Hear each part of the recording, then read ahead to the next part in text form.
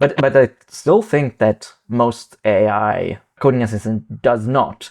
If I'm trying to get a completion, or if I'm trying to ask a question in a complex code base and the models don't understand the code base, it's worse than not helpful. It's actually wasting my time. If I need to spend my time supervising an incorrect API call because the model doesn't know what the API looks like, or if I'm asking it a question and it hallucinates something, then it's wasting my time. It actually has like a negative effect.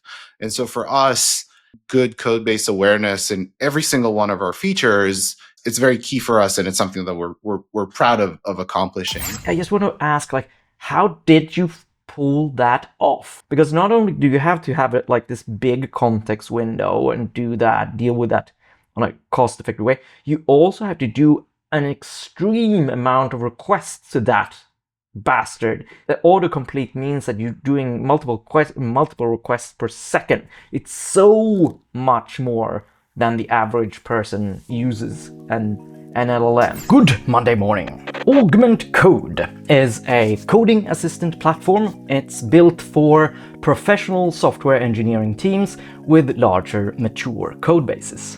Mature?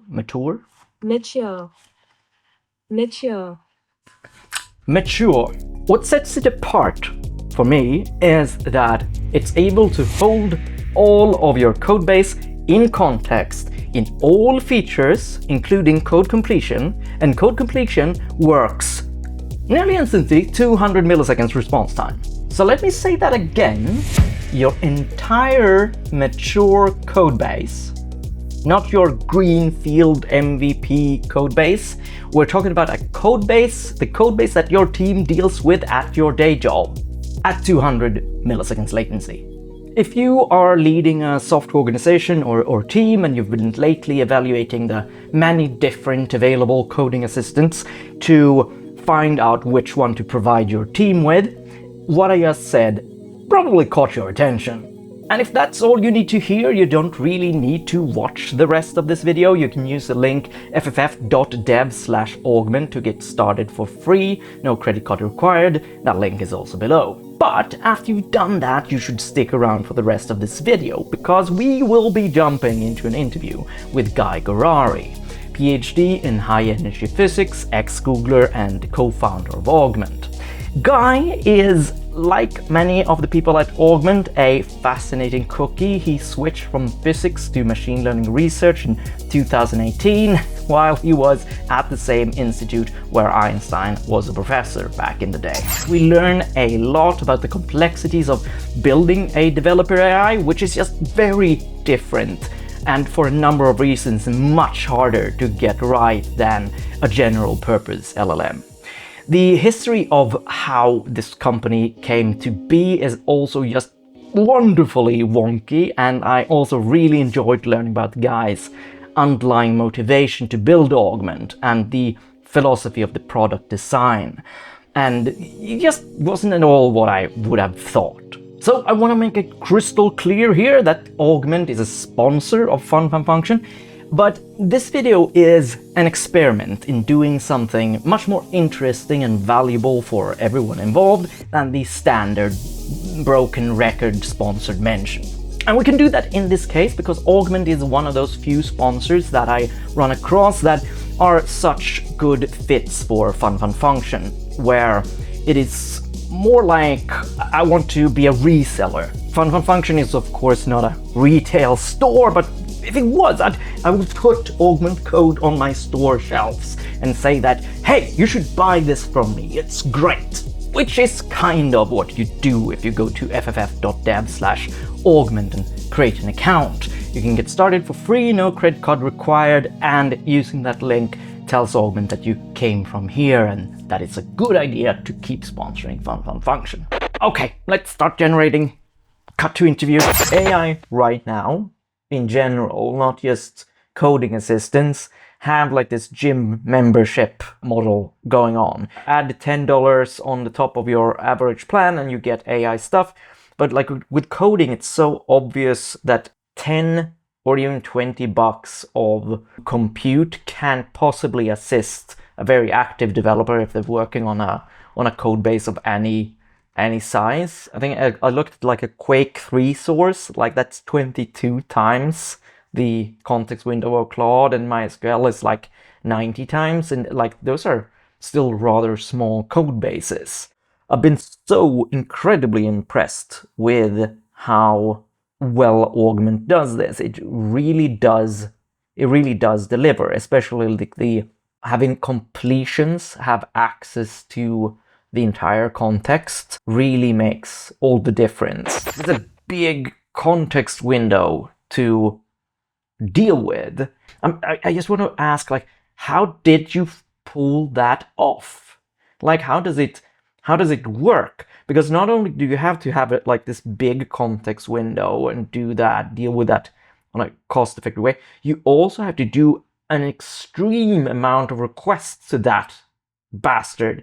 Like the autocomplete means that you're doing multiple requests per second. It's so much more than the average person uses an LLM. What challenges did you have to make it happen?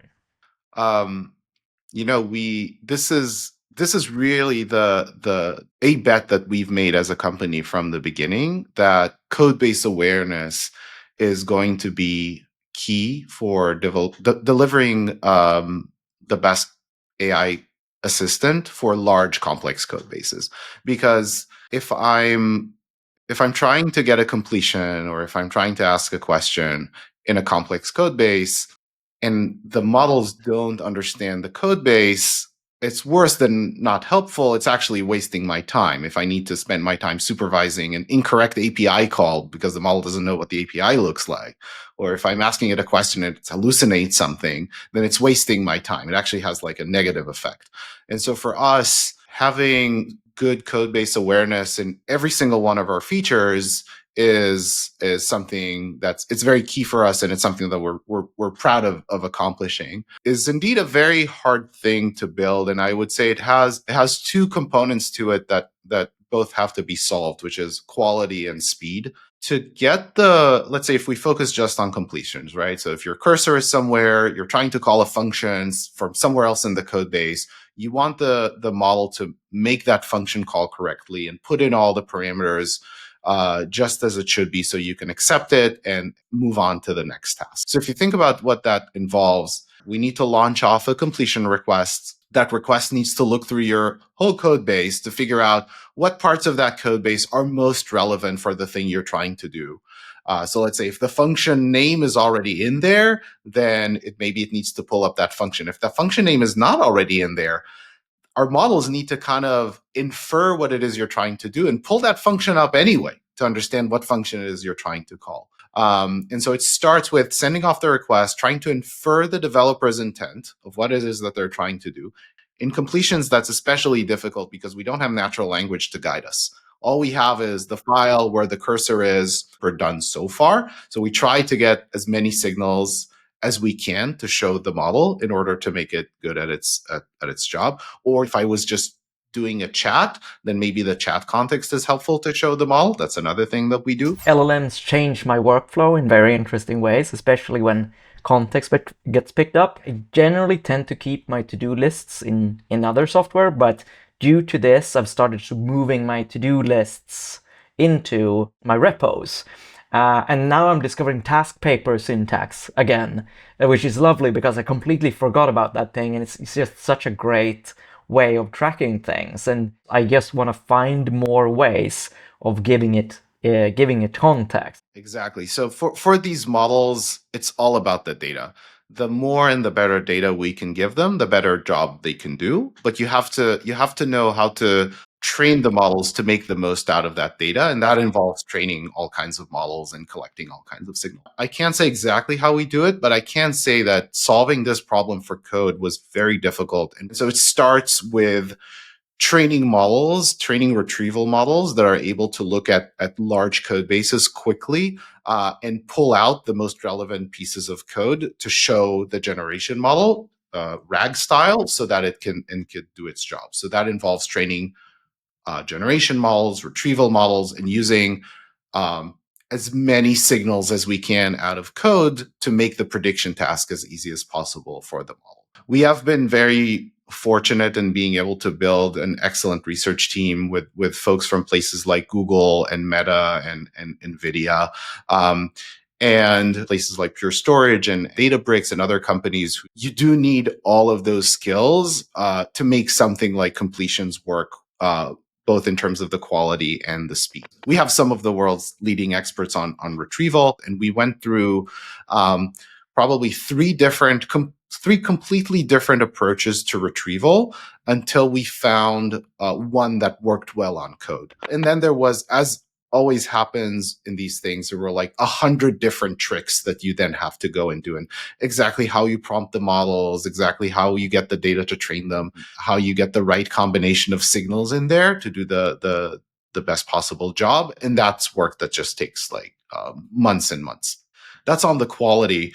And then on the speed, getting it all to work very quickly. I think for completions now, we are at between 200-300 milliseconds for giving you a completion, and every completion is fully codebase aware. Getting to those low latencies required significant investment in the inference stack. And so we've built our own custom inference stack that's able to handle completion requests, which are very high throughput requests. So if you think about it, across all our users, every time a user hits a key in their editor, that sends a completion request to us. And so being able to handle that immense load of requests required building our own custom inference stack. It required dealing with things like request cancellations, because if I'm just typing along, I don't want to be processing fully the request from every one of those keystrokes, because once the next one comes in, I know the previous one is not relevant anymore. So that's just like an example of something we had to build into the inference engine. I'd say another thing that makes completions in particular unique is the fact that they are very long context requests and very short in terms of number of generated tokens. Because with completions, developers don't want to read a wall of text. Like, even if we could generate a whole class at a time, and actually that is something our models are able to do. We can generate a whole class for you, but developers, they don't want to look at a gray wall of text and try to supervise a whole completion. They want it to be really bite-sized. And so like a few lines at a time that they can easily supervise. And so that means we have a lot of context on the input, because we need to take into account your code base. And then we have very short outputs. And so that has also influenced how we tuned our inference engine to be really fast on requests like that. So these are some examples of the things we had to do to get the latency to be really down. For us, speed is a feature, just like quality. And so we always stress over, we can add more of this signal. Like if we just know, who wrote that code, or what they've been doing recently, or what time of day it is. There's always more signals you can give the model, but that always comes at the cost of more tokens, which increases latency. So we always try very hard to balance those two things to get to an experience that's delightful. Of course, for that to work well, you need to have a robust backend to be able to process all that information across all of our users very quickly and almost real time, and also to do it securely, because you can't have data from one customer leak into the generation of another customer. So it all has to be built in a way that's guaranteed to be secure. So I'd say the engineering effort to deliver all of that in a secure, robust, and fast manner is also very challenging. Building a product in this space does involve nailing all of those pieces, which I think is why you see a lot of demos that you see on Twitter. Once you try playing with them, they kind of fall apart, because you do need all these different pieces in place to get to an excellent developer experience. Speed is a feature. I really, really feel that. It's a very big difference for me in productivity between 400 milliseconds and 100 milliseconds. Like, there's something magical that happens. You can activate your intuition and you can just let it flow when that happens. You're not a comp sci person. You come from physics. I find it lovely because I don't think that a lot of young developers understand this, that before we had computer science as a thing, everybody in Silicon Valley came from physics. That's where everything started. So can you tell me a little bit about yourself in that regard? Why physics? Right. So I would say when I was growing up, um, I had two passions: computers and physics. These were really my two passions. I've been programming since I was 10. I don't have a I It's true, I don't have a formal comp sci education. I've just been around computers since a very early age and programming and hacking and things like that. But when it was time to decide what to do academically and what to study, I felt that okay, I've been programming, this is fun, but I really want to understand physics. I really want to understand the world and the fundamental laws that govern it. I was always very interested in theoretical physics, and I had this itch I had to scratch, which was to really understand what is it that we know about the world? What do we know about the fundamental forces and particles and everything that the universe? So I went to study physics, and I kind of fell in love with it. I continued doing graduate studies in string theory, which is also what brought me to the Bay Area. And so I guess I was in physics for about 10 years, working on high energy theoretical physics. Some point when I was here at Stanford doing a postdoc, I started hearing more and more about what was happening in machine learning. Back then, people were calling it more machine learning than AI. I think this has kind of shifted over the last few years. Wait, was your postdoc about AI? No, my postdoc was in physics. It It was was still about in string theory. physics. You were also at the what's it called? The IAD? IAS? Yeah, sorry, IIS. Yeah, Yeah, the IAS in Princeton. I was there after Stanford. that's super hardcore. It was one of those where like, where did I hear that? Oh, of course, like it's where Oppenheimer and Einstein made friends. Yeah, it's an excellent place to do physics. I think the thing that's wonderful about IAS is that once you're there, you get complete academic freedom to do whatever research you would like. And it was at a time where I was really spending my time doing both machine learning research and physics research. One of the senior physics professors there, Natty Seiberg, he's a very well-known theoretical physicist. He told me, you can work on whatever you want here, but you should really choose. You should choose whether you're focusing on physics or machine learning, because it's basically impossible to do effective research in two fields at the same time. And so I chose to focus on machine learning.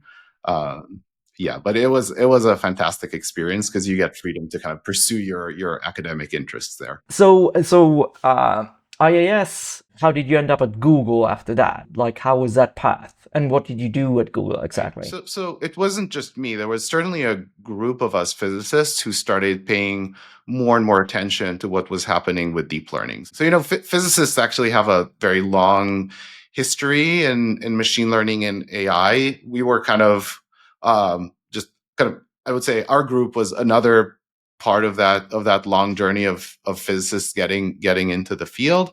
Back then, the focus was really on um, vision tasks. Things like image classification, convolutional networks were all the rage.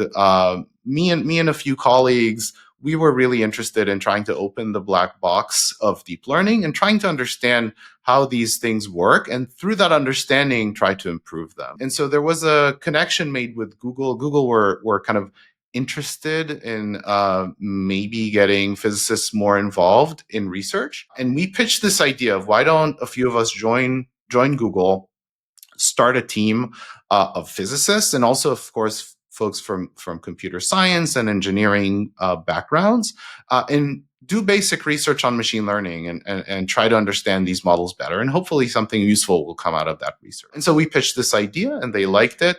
And that's how we ended up at Google, starting a team, and then growing it and doing really basic research in machine learning. So you pitch yourself as a team to Google as a group of physicists. That's super cool and not completely obvious that you could. Was there prior art on that, or was that something that you just invented doing?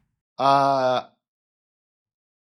I'm not aware of prior art. It was definitely a Yes, it was a very unlikely thing to have happened. And I give all credit really to Google and Google leadership for really taking a chance on us. A group of physicists who were like, oh, yeah, we can come into a field and do good work there. Why don't you give us a chance? And somehow they did. I was at Google for 4 years. Started out by working on vision tasks and optimization algorithms, and really trying to understand those in depth, and also try to make connections to physics and try to use tools from theoretical physics. So very, very academic work, I would say.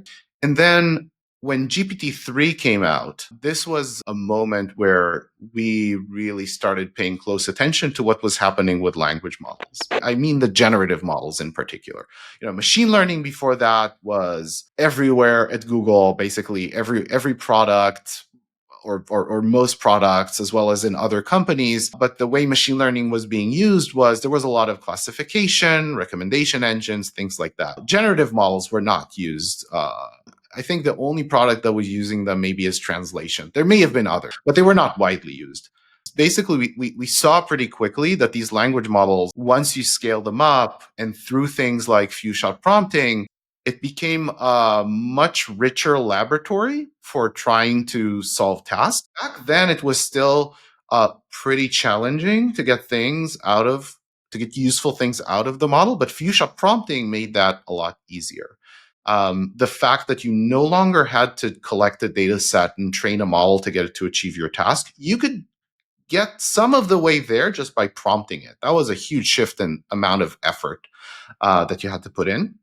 I think that people outside of the research community, this is what I learned in retrospect, did not appreciate that. And I certainly remember talking to people outside of machine learning who are like, oh, what's all this language model stuff about? And I would show them few-shot prompting and, oh, this is how you get stuff out of the model. And often I would lose them. Basically, it wasn't a product yet. I would say it like, but it was clear to us that there was something very interesting happening with these generative models. That's when we pivoted the team to working from vision tasks to language models. We started by working on evaluation and trying to build better evaluations for understanding what these models can do. So one of the projects that we did in collaboration with Brain and Perception there was Big Bench, which ended up being one of the benchmarks that I think are still used today to evaluate language models, especially a subsection of it. But then really our main focus was to try to get language models to solve hard reasoning tasks. For us, the focus was on math and science questions. And after a lot of discussions, the premise we landed on was, well, what if reasoning and what if getting models to be better on reasoning, what if the solution to that is scale? More data, more compute. We're seeing that the models get better on a lot of tasks when we scale them up. That was the lesson from GPT-3 and from all the scaling laws work.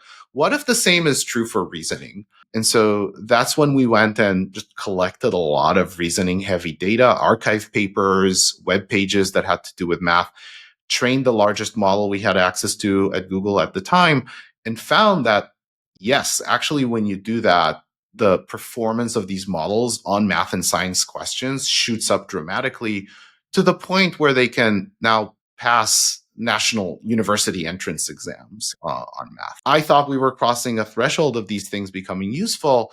And so for me personally, I felt the timing was very good to try and go build a company that tried to productionize this very new technology and make it useful widely. And the other part of it, the thing that really appealed to me about Augment is that we are dealing with code, and code is the other hard reasoning problem that's out there. So basically, if you think about what's reasoning, there's math, science, code. I think that's pretty much it in terms of things where reasoning is really a heavy focus. And so for me, that was wonderful because I'm very passionate about making AI better on reasoning tasks. And I'm passionate about making these technologies actually useful to solve real world problems. Why is reasoning so interesting to you specifically? What is it that you find so interesting that you're willing to spend so much effort and risk, and becoming a founder which has its own slew of things. The reason I went into machine learning, I saw what was happening with convolutional networks and all the really a scientific revolution that was happening. And I felt like we had a chance at getting to AGI, at getting to artificial intelligence that's as good as or better than human intelligence. And the more I worked in the field, the more I felt that the missing piece there was reasoning. I still feel that. I think that is where the gap to AGI really is. And so that's why I feel, to me, this is the most interesting thing to work on in AI. But I think the other part of that is why do it at a startup? Because my day to day is not focused on getting to AGI. That's not the goal. Our goal is to build a product that's actually useful to people. But the thing that it does do is it really grounds our work in solving real problems. So when you're doing academic research, you're aiming to really write a paper to make others in the community appreciate your work, which is it's a good proxy for doing real valuable things, but it's also a bit of a remote.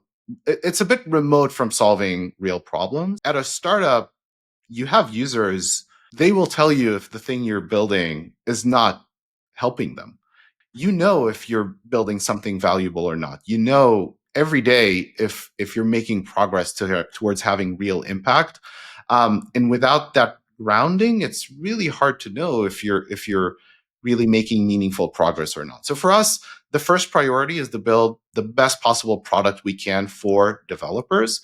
But because we're in code, in order to do that, we need to have the best possible models. And the best possible models need to be really good at reasoning, because if you're not good at reasoning, you can't help developers answer questions about their code base. You can't help them write their code. So there's very nice alignment here, I would say, between what I'm personally passionate about and what we want to do as a company. That's also why I reminds me of why when I decided that I needed to stop working at Spotify, because it was such a meaningful work. It's a product that touches so many people very directly in their everyday lives, but like I don't get touched by them. I worked on the playlist system, this system that is used by so many people in the product, but all I just see are like these numbers of people and the engagement numbers. And I understand cognitively that it's a good thing. As you say, it's a good proxy, but my neurology doesn't understand it. Like, my happiest days at work were really just helping other developers.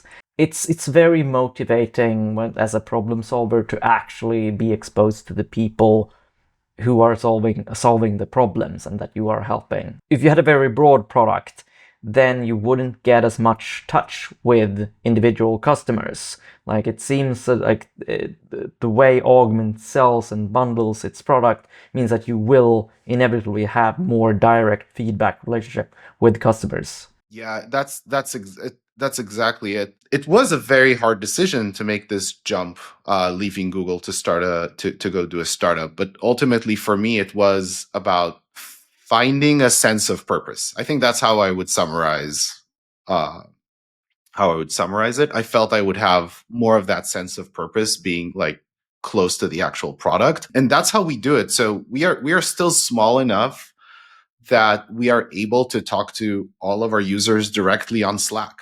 And so we hear, and people are very passionate about their AI coding assistants, is what we've learned. They're giving us fantastic feedback. They're giving us paragraphs of descriptions. They're recording videos, giving us screenshots. That's gold to us. And so that's exactly the kind of direct interaction with users that I was hoping to have, and that we are actually fortunate to have at Augment, because we have such passionate users. And so we are very close to our users, hearing about their feedback and trying to improve the product every day. And that to me is gives me a lot of that sense of purpose that I was looking for, because yeah, things are still small enough that I can see there's direct line of sight from changes we make to the model and making it smarter and better. And then the downstream effect on users, it's all very close. As a person buying a service, the adopted seat model that you do, which I think should be a new standard, because it gives me as like CTO or VP of engineering or whatever, it allows me to see if this is actually a product that is leveraged. Like, is this activating my developers? Are they using it? Are they loving it? Indeed, it's not a seat-based model for us. It's a consumption-based model. So if users do not use our extension or they don't use the product, then they don't pay.